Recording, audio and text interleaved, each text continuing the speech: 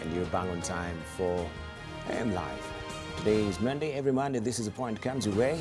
Of course, today we'll be turning our focus on party politics and what is happening within NASA, and also IBC tender row. That will be part of it. That is coming up on This Is the Point.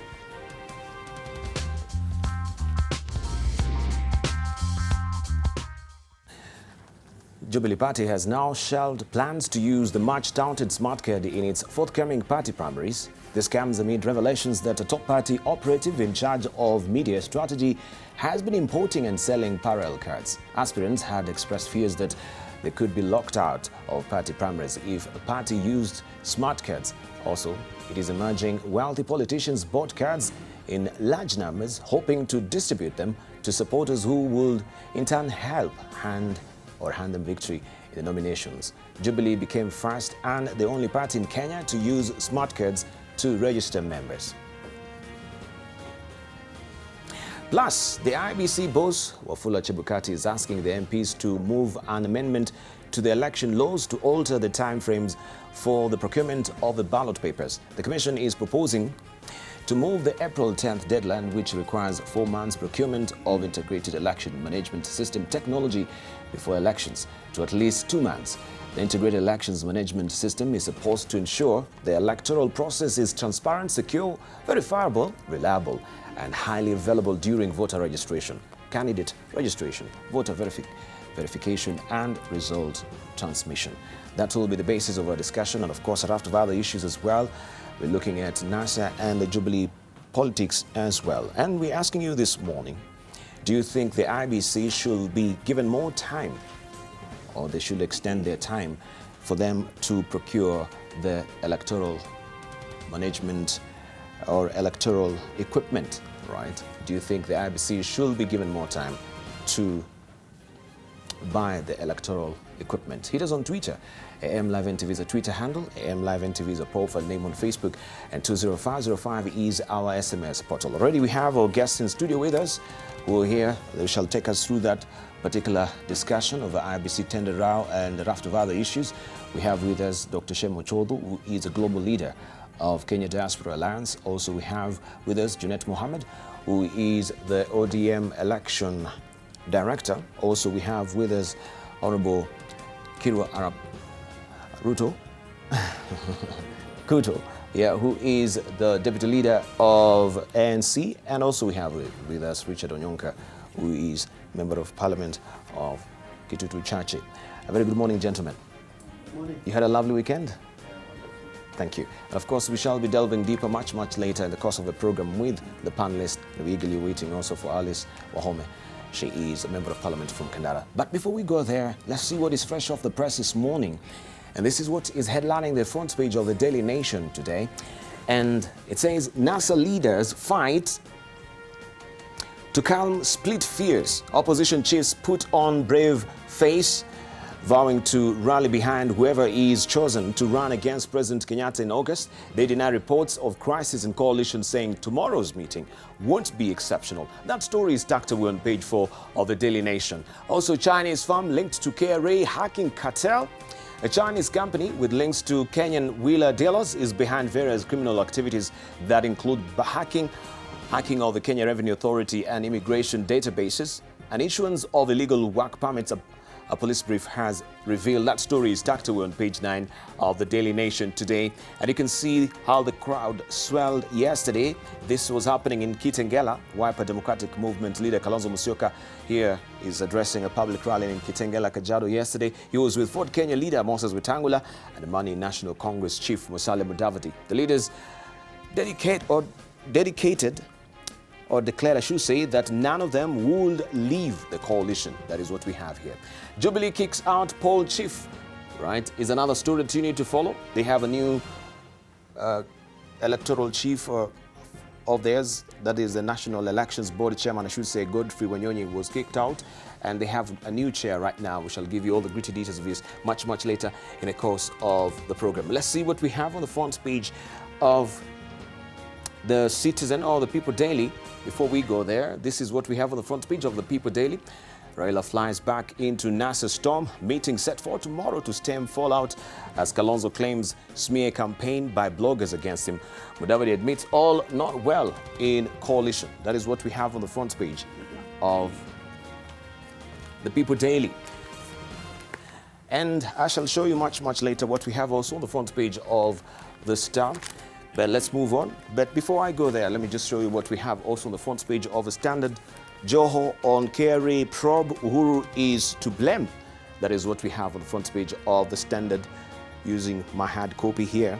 You can see also Mombasa Governor and Orange Party Deputy Hassan Joho addresses a rally at Lamu Island's Mukunguni Square on Saturday. This is the Mombasa edition. I shall show you much later what we have on the front page of the Nairobi edition, according to Standard. Let's move on and we'll see also what we have on the front page of the Citizen in Tanzania. If you're waking up in Tanzania, this is your copy and this is your headline today. Why embassies are in no hurry to go to Dodoma.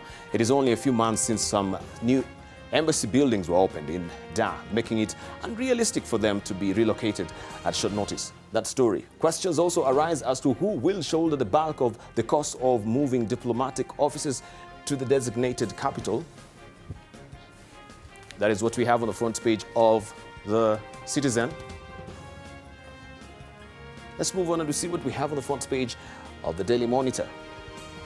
FBI joins hunt for Kawesi killers. Police infiltrated by criminals. Museveni guard was restless on eve of shooting. That is what we have on the front page of the Daily Monitor in Uganda.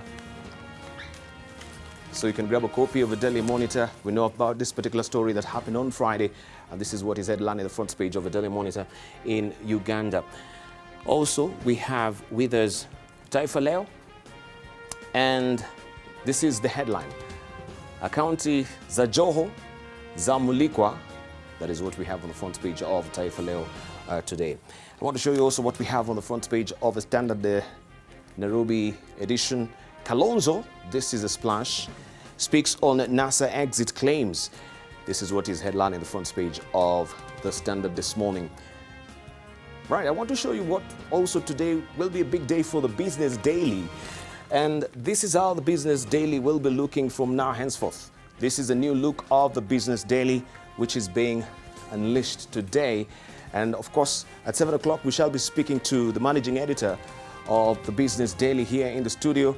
So this is your new look from today henceforth. And this is what is headlining the front page of the Business Daily. Kenya set to create its first crop of oil barons. Gritty details are given. The print is also very reader-friendly as well. As you can see, that is the way it looks, the layout of it now. And I can just show you also the hard copy, right? More inserts, coverage, analysis, and data. That is how it looks today. Unveiling the new look, Business Daily. Happy 10th anniversary, Business Daily. There we go. And as I mentioned, we shall be speaking to the managing editor of the Business Daily at the top of the hour. That it will be at 7 o'clock. But you can grab a copy of the Business Daily today. This is how it looks. All right, let's see what we have also as editorial cartoons. I hope I'm done with the papers. I haven't left any. Let me show you what we have as editorial cartoons today. This is what Iga has drawn today in the Daily Nation. Preferred candidates, and it's all about parties nomination. And you can see them others here, but we have the preferred candidates cutting the tickets, as has been shown by Iga here. It's all about party nominations. Let's move on and see what we have also in the Standard. And this is what Gado has drawn today. Hey, why are you looking? Why are you looking at me? The buck stops with him. And it's all about the fake news. And we know how Donald Trump has been raising accusatory fingers to the media as well. This is what has been depicted by Gado today, right? I'll leave it for you to decipher that. Also, let me show you what we have inside the People Daily, the editorial cartoon, according to Stano Baringo, and who are who are the people who are really stoking these flames. You can see there, they're the politicians who are stoking the flames, and the flare-ups that we've been having in Baringo and elsewhere, like Kipi as well. It has all been politicized. This is what we have inside the People Daily today. And I shall show you also what we have inside the People Daily today, not the People Daily, but Taifa Leo. Tiketi za chama zitapewa walio na nyingi. Right, this is what we have the post of Gun saying there. Hapana noti, of course. It's all about party nominations. And we have our guests already in the studio with us to take us through those particular stories that we've heard this morning and a raft of other issues as well. Of course, looking keenly on what is happening on the Jubilee front and also NASA front as well. But let's just talk about politics as well as linking this to what is happening in Kirinyaga. And we'll begin with you, Honorable Kirwa. First of all, this particular sentiment that Waiguru should not be running for office because, of course, we know there are investigations which are underway. And if she's found culpable, then that also will affect her candidacy. What do you make out of it? Well, I don't know why you've just begun with me. But let me say the following, that the laws of Kenya are very clear. If somebody has never been proven guilty, you have no business trying to impute some motives on the integrity of such a person. And I still maintain this position that Waiguru, just like many other Kenyans who have been accused of corruption, should be presumed innocent until the law does prove otherwise. Otherwise, we'll become a lynching society, a society that destroys its own people just for the sake of narrow political expediency. All right, thank you. Let's hear from Richard Onyonka. Good morning. I'm just going to reiterate what Honorable Kipruto Kirwa has said. The law is very clear. Everybody is innocent until proven guilty, and they have to be taken through the due process. Essentially, even when you are accused in a court of law, you have to go through prosecution, provide your evidence, let the prosecution present its evidence, allow the whole due diligence to take place.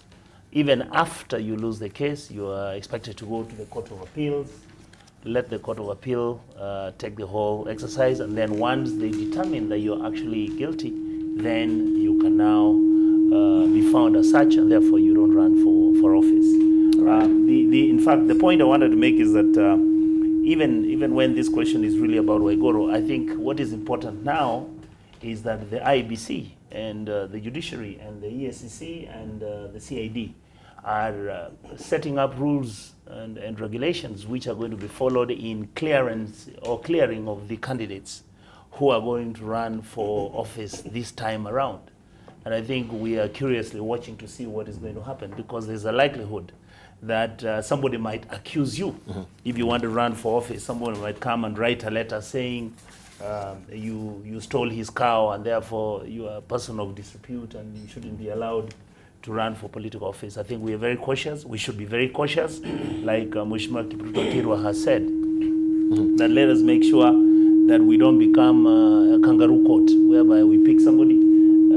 If somebody is arrested for whatever offense, we then accuse them and then we charge them and we again make a ruling that they're guilty. I think that's what I would say.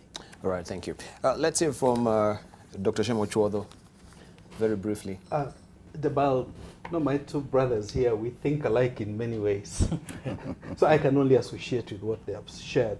It's true, we have Article 10 on the national values and principles in the Constitution, and we also have Chapter 6, the leadership and integrity chapter. But obviously, as they have said, in Kenyan law, one is presumed innocent until proven guilty. We're not like the French, who you are presumed guilty until proven innocent. So to that extent, I think we give it to Madam Waiguru. But it would also be vital that the legal processes are expedited so that we know whether she is guilty or innocent. And also so that Kenyans know if money got lost indeed, where did the money go? Who is it that's responsible? All right. Alice Wahome, good morning. I think the due process of the law need to be followed while we look at people intending to run for political offices. But it's also clear that parties have their own vetting processes. And I think unless you are going independent, in which case then the IEBC will receive your nomination papers. But if you are going through the party will process you. And if it feels there is any reason why you shouldn't run, the party has within its own internal machinery ability to stop you. But also then the law. We had said last time that we need to accept that during political period, people will come with all manner of accusations. And personally, as a lawyer, I wouldn't be the first one to throw a stone where you have not been interrogated, processed through the law. If you look at what Waiguru is saying on page 6, she's actually saying that she's prepared to go through a lifestyle audit. And we cannot reduce the NYS scandal to one single person. I think it would be unfortunate, and we have seen other people who have been arraigned in court because there has maybe allegedly been presented sufficient evidence to prosecute them. Whether they will be found guilty or not, then we leave that to the independent decision of our court processes, which goes all the way to the Court of Appeal and even the Supreme Court. And with that, I think I rest my case. If you look at the way this matter is coming up, according to her, it is opposition that wanted to remove her from her to be removed from the government. They succeeded. I think the reason why she's now repeating that position is because the PAC leadership in the House is by the opposition. And even the timing at this particular stage is curious. All right, let's say from Junet, because also we're talking about lifestyle audit, and the people and pundits will argue that where in the law do we have the provision for this? Because it's not predicated anywhere in the law, right? All that we have is just wealth declaration. And for that matter also is kept shrouded under secrecy. We don't know when we have these particular declarations where they're kept. But now we have also the Access to Information Act that really comes to the fore. Do we have citizens also have right to know about what is in those declaration forms? Junet? Dipal, I share with my colleagues that matter. See, the Public Accounts Committee has investigated this matter, and now the report is out, even though it's not debated in the House. And I think the matter now rests with the investigative arms, the EACC and the DCI, to carry it forward and come up with now the right decisions, whether to take someone to court or not. And in this country, Dibal, running for political office, there's a precedent that has been set in the year 2013, where the president and his deputy were the highest court in the world. Yes. And they were elected. So I don't see anything that can bar anybody from running for any office in this country if that precedent is supposed to be followed. So I think, and the Constitution tells you that somebody is innocent until he's proven guilty. And all appeal processes have been, done. So I think Waiguru can run for president if she feels like, but it is the people who elect leaders will decide whether you are fit to hold an office or not. All right, still on that point, or maybe just digressing a bit, we can talk about the new party in Mandera as well, the Economic Freedom Party that was just unleashed yesterday. And of course, hearing the sentiments from Honorable Senator Bill Okero that now they're leaving Jubilee Party to Uhuru and his folks. What do you make out of it? Because you've been on the forefront saying and arguing that Jubilee also, they are buying some of your candidates or some of your cohorts of the ODM or the opposition in the North Rift. First, from what I saw, I don't think that the economic party is supporting Jubilee. The way they were speaking, they look like people who are annoyed with Jubilee, people who have been denied tickets by Jubilee. So it looks like they are an independent party who are still shopping for someone to support. And secondly, the shocking thing is that Jubilee said they want to form one monolithic party that brings Kenyans together. They, merged 14 parties just a few months ago. And what we are reading now in the news is that they are forming new parties. Yesterday I read in the newspaper that Jubilee has formed 3 new parties. And the KANU also is supporting Jubilee, but they don't want to merge with them, and it's acceptable. So I don't know, when Jubilee lost their vision and mission of uniting the country under one party, the Communist Party of China, kind of, So it's hypocrisy, and I think they have realized that Jubilee Party alone cannot unite the people of this country. And now they are shopping around for any small party that is in the village to support them. Okay, let's hear from Honorable Onyonka, because I think you are the one who actually went to Jubilee, then you came back to ODM. Is it the heat that you felt in the Jubilee that made you come back to ODM as well? Because people now are talking about heat, or what heat was there. What really Thank you. happened? I want to make it clear to you, I didn't go to Jubilee, otherwise I would have resigned and I would have publicly declared so. I didn't. I was working with Jubilee because there were issues which were on the table. National Youth Service came to my constituency and employed youth there. After that, I was received government machinery and equipment to do roads in my constituency, which was a positive, and as a result, I started engaging with Jubilee. But the truth is, the optics were that when we talk about the hold optics. Hold on, I don't want to behave like somebody I saw last night. Let me answer the question. The point is, when you are engaging with a political party that you don't belong in onto, normally we make an assumption that you're making the right decision.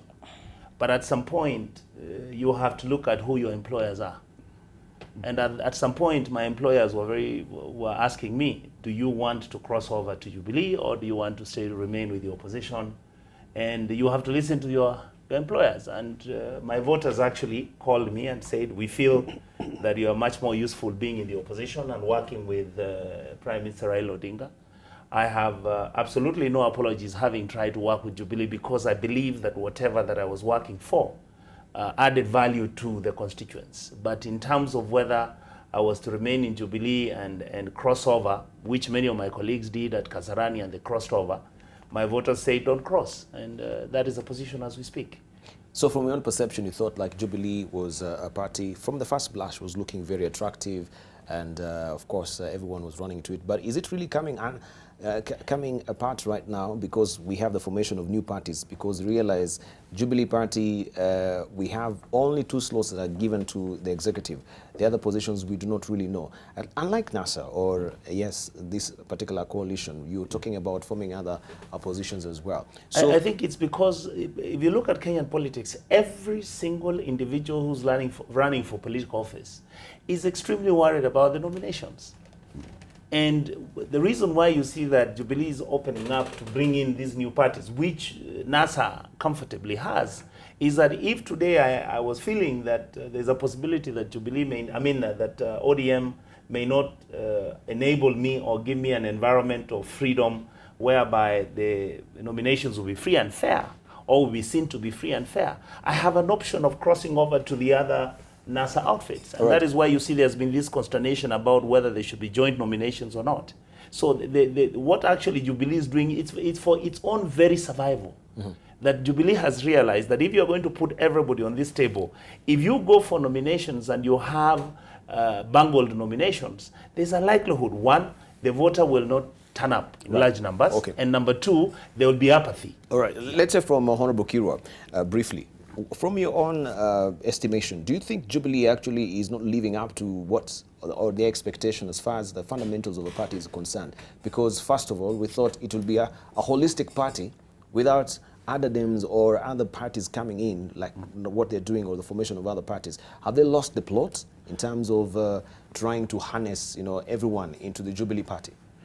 Well, I think Jubilee is realistic in the sense that they realize that to get 50% plus 1, you need almost every individual in Kenya. That 1 vote is critical, and that's why they are thinking of trying to create a safety valve for those who may not feel that they have been treated fairly in the nomination.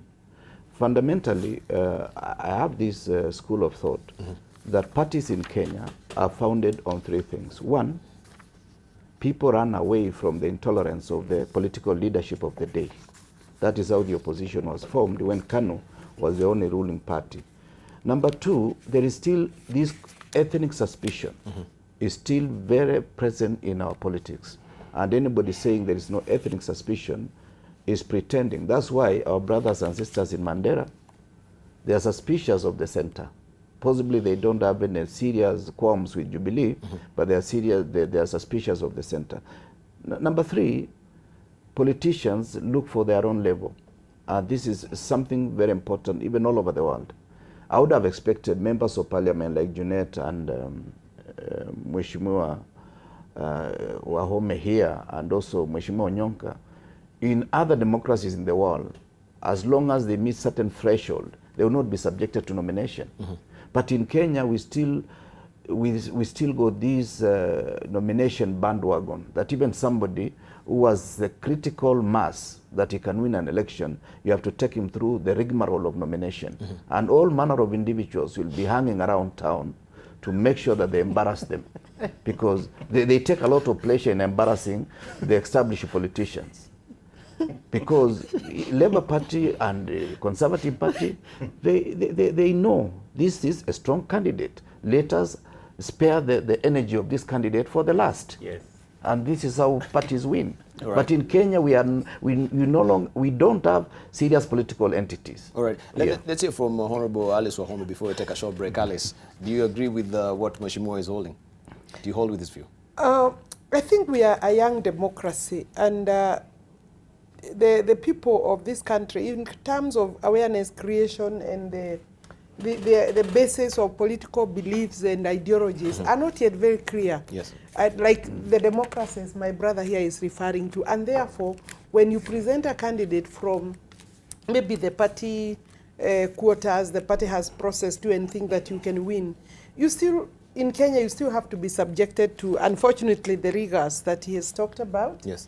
Whereby the primaries have to be held, or the mud will be thrown at even good, very good candidates.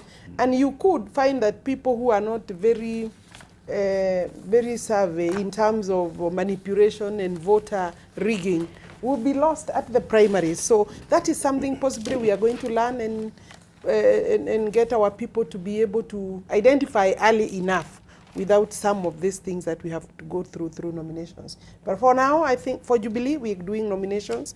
But I must say that we will not do nominations in every other area. There are places that we can easily be able to identify, and possibly there's not much opposition. But in a constituency like mine, where you have maybe more than 7 candidates who want the same ticket, I think in terms of fairness, then we all need to be subjected to the primaries. Thank you very much. Yeah. Right, we want to take a short break right now.